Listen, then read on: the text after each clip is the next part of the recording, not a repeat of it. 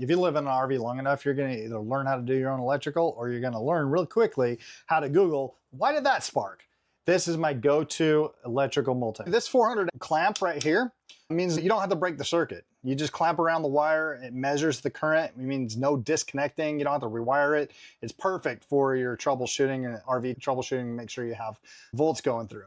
And then you flip over, or your amps going through, and they flip over to 12 volt, just like you just flip over to your volts right here. And the RMS reading accuracy gives you real readings, and that's super important when you're dealing with inverters. I use it for generators, and even if you have the modified sine wave power in your RV. You can quickly check right here. You can also quickly check if you're live or not. So that's really good. It has a light when you're working in the dark, and just about anything I need, I can do, test to make sure that I'm not live before I start working on things. And that's really important. All right. I love this multi-tool because it just gives me every reading, from amps to watts to ohms. I have it.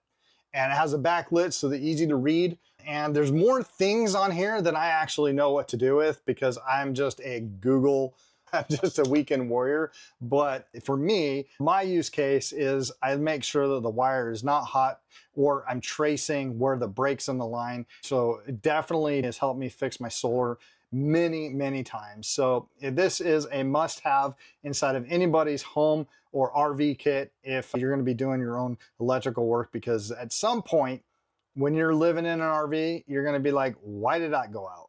And you're going to need this tool to figure that out. And real quick, another awesome feature of this is that it asks me how I know, but if you leave this turned on, it has an auto shut off so the batteries don't die. It has the auto shut off feature. I have never had to change these batteries, and I've had this for a couple of years now.